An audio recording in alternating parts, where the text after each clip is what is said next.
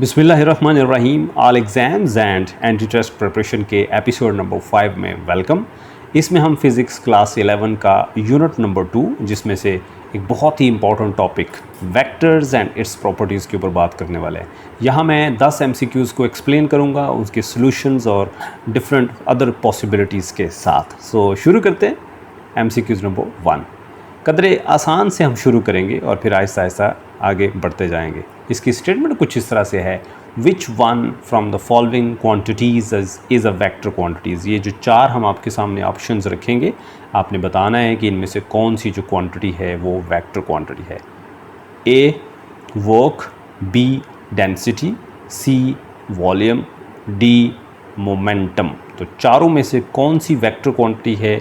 इसका आंसर है option D. जी हाँ, option D is correct, that is momentum. Vector की ज़रा डेफिनेशन देख लेते हैं कि वेक्टर कहते किसे हैं।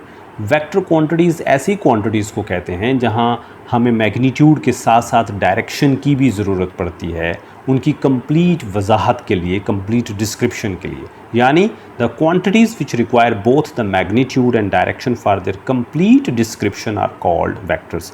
कुछ एक एग्जांपल्स देख लेते हैं वेक्टर क्वांटिटीज़ की। उसमें डिस्प्लेसमेंट सरफेरिस्त है, velocity, acceleration, force, weight, momentum, impulse, torque, position vector, electric field and magnetic field वगैरह वगैरह। इसके अलावा और भी बेशुमार क्वांटिटीज़ हैं जो वेक्टर क्वांटिटीज़ हैं।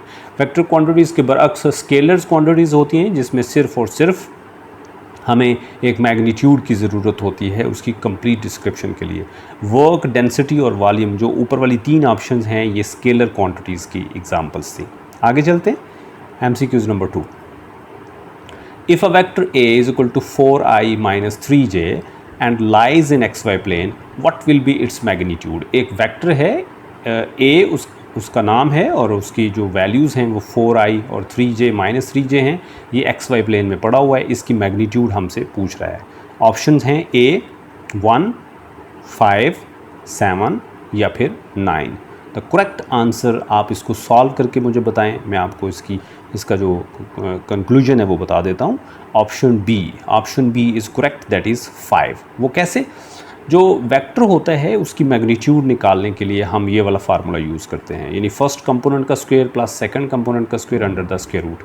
वेक्टर की मैग्नीट्यूड को ए मॉड के साथ पढ़ा जाता है। दो स्ट्रेट जो लाइन है वर्टिकल, वो लेफ़्ट और राइट लगाई जाएं तो ये ए मॉड बन जाता है। फर्स्ट कंपोनेंट 4 का square plus second component minus 3 का square under the square root. 4 का स्क्वायर 16 प्लस 3 का स्क्वायर 9, ये बन गया 25 अंडर द स्क्वायर रूट, और इसका स्क्वायर रूट जब लेंगे तो 5 आएगा।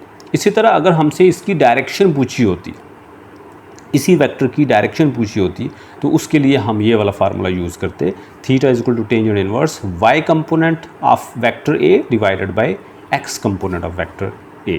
तो y कंपोनेंट 3 है, x कंपोनेंट 4 है, इन दोनों को डिवाइड करेंगे और उसका टेंजेंट इनवर्स ले लेंगे, तो जो आंसर आएगा वो इसका डायरेक्शन होगा। फिर हमें देखना होगा कि क्वाड्रेंट कौन सा है, वो आगे चल के बात करते हैं। MCQs नंबर 3 स्टेटमेंट देख लेते हैं। The direction of a vector in space is specified by dash angles. Space के अंदर किसी वेक्टर की अगर डायरेक्शन बतानी हो तो हमें कितने एंगल्स चाहिए होते हैं? 1, 2, 3 या फिर 4। 4 एंगल तो खैर होते ही नहीं है, 3 तक बात ख़त्म हो जाती है। 4 जस्ट एक ऑप्शन को पूरा करने के लिए है। तो देखते हैं कि कितने एंगल्स की ज़रूरत पड़ती है। आंसर है option C. Option C is correct, that is 3। 3 angles चाहिए होते हैं स्पेस में किसी वेक्टर की डायरेक्शन बताने के लिए। और वो 3 एंगल कौन कौन से हैं? वो हैं अल्फ़ा, बीटा और गैमा। अल्फ़ा x एक्सिस के साथ, बीटा y एक्सिस के साथ और गैमा z एक्सिस के साथ जो है वो डायरेक्शन हमें बताता है। An angle is taken positive if it is anti clockwise and negative in case of clockwise. अगर एंगल जो है वो एंटी क्लॉकवाइज बन रहा हो तो उसको पॉजिटिव लिया जाता है, लेकिन अगर उस एंगल के लिए हमें रोटेशन क्लॉकवाइज रखना पड़े तो फिर उसको नेगेटिव लिया जाता है। अच्छा MCQs था, आगे चलते हैं MCQ नंबर 4 पे। The magnitude of the rectangular components of a vector are equal if its angle with x axis is. अगर एक वेक्टर जो है उसका एक ख़ास एंगल हो x एक्सिस के साथ, तो उसके जो दोनों कंपोनेंट्स हैं रेक्टेंगुलर कंपोनेंट्स x और y कंपोनेंट्स, उनकी मैग्नीट्यूड बराबर होंगी। वो कौन सा एंगल है ये बताना है। 30 डिग्री, 45 डिग्री, 60 डिग्री या फिर 90 डिग्री। तो इनमें से कौन सी ऑप्शन सही है? Option B. Option B is correct, that is 45 degree. वो कैसे कि जो रेक्टेंगुलर कंपोनेंट्स होते हैं किसी भी वेक्टर के, वो कुछ इस तरह से होते हैं। एफ एक्स यानी x component of force vector is equal to F cos theta, मिसाल के तौर पे अगर हम फोर्स की बात कर रहे हैं, और y component of force is equal to F sine theta. अच्छा, अब अगर 45 डिग्री एंगल हो तो मज़े की बात यह है, कैलकुलेटर उठा के देखें, साइन 45 और साइन कॉस 45 दोनों पे एंगल जो है सेम आंसर आएगा 0.707। और F X F cos theta था, F Y F sine theta था। इन दोनों कंपोनेंट्स में फ़र्क ही काज और साइन का था।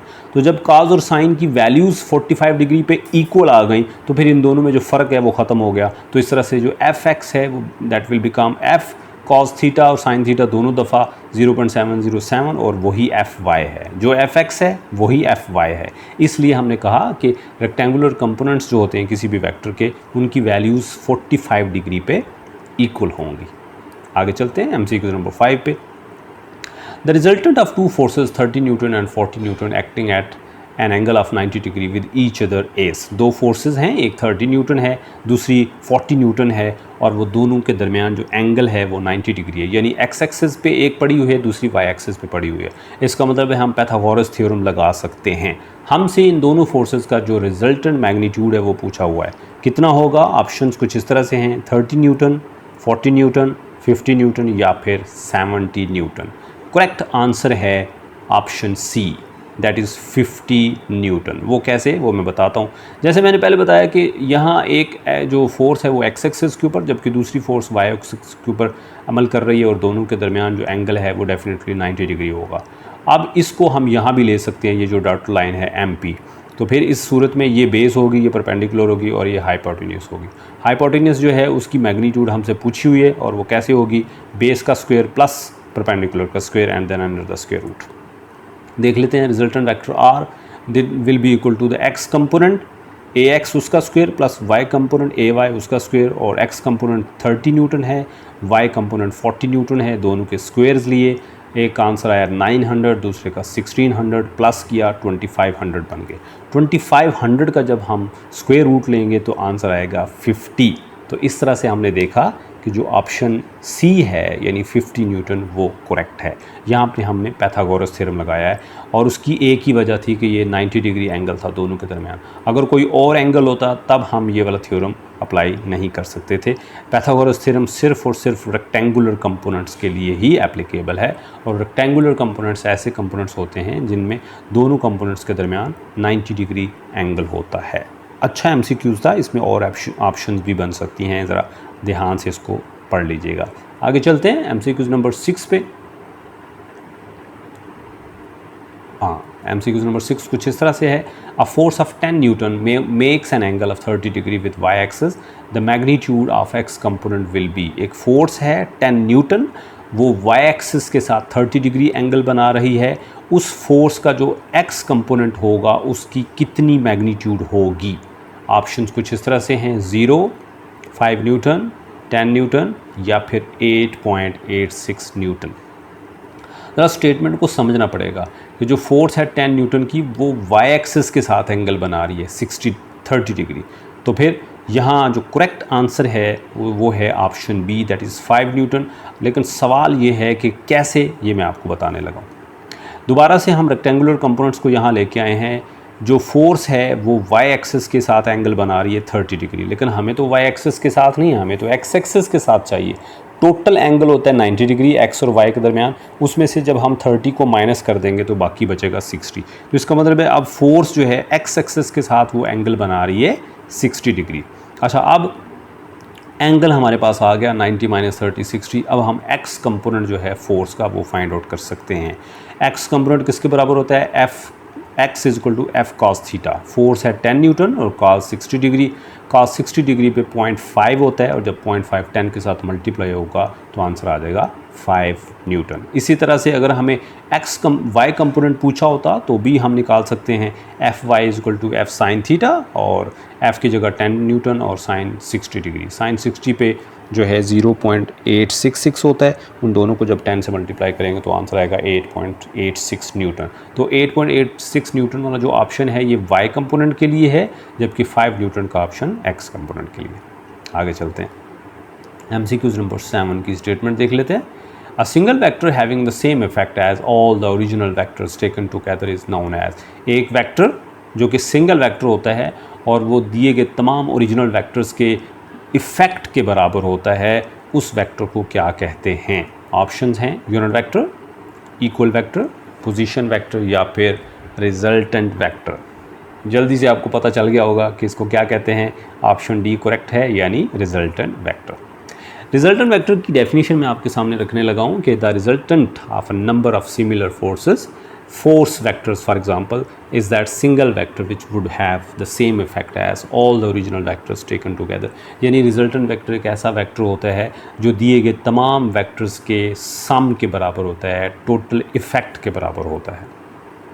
आगे चलते हैं, MCQs number 8। If both the x and y components of a vector are negative, then the resultant vector lies in dash quadrant। अगर एक वेक्टर के दोनों कंपोनेंट्स x और y दोनों कंपोनेंट्स नेगेटिव हों तो फिर जो वेक्टर है कौन से क्वाड्रेंट में फॉल करता है, लाई करता है? ऑप्शंस हैं फर्स्ट, सेकंड, थर्ड या फिर fourth quadrant. The correct answer is option C, that is third quadrant. वो कुछ इस तरह से कि जो फर्स्ट क्वाड्रेंट होता है उसमें दोनों ax और ay ग्रेटर दैन 0 यानी पॉजिटिव हैं। सेकंड क्वाड्रेंट में ax less than 0, ay greater than 0 यानी x positive, x negative, y positive.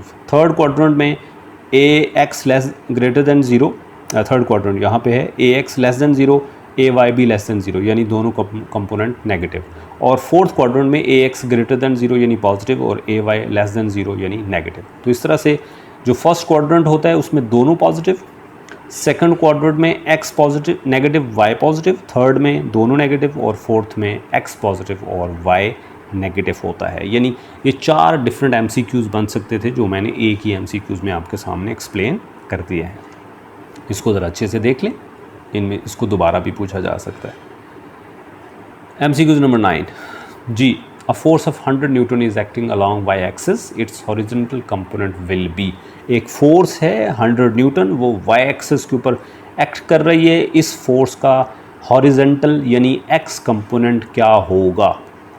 Options हैं 100 न्यूटन, 86.6 न्यूटन, 70.7 न्यूटन या फिर 0।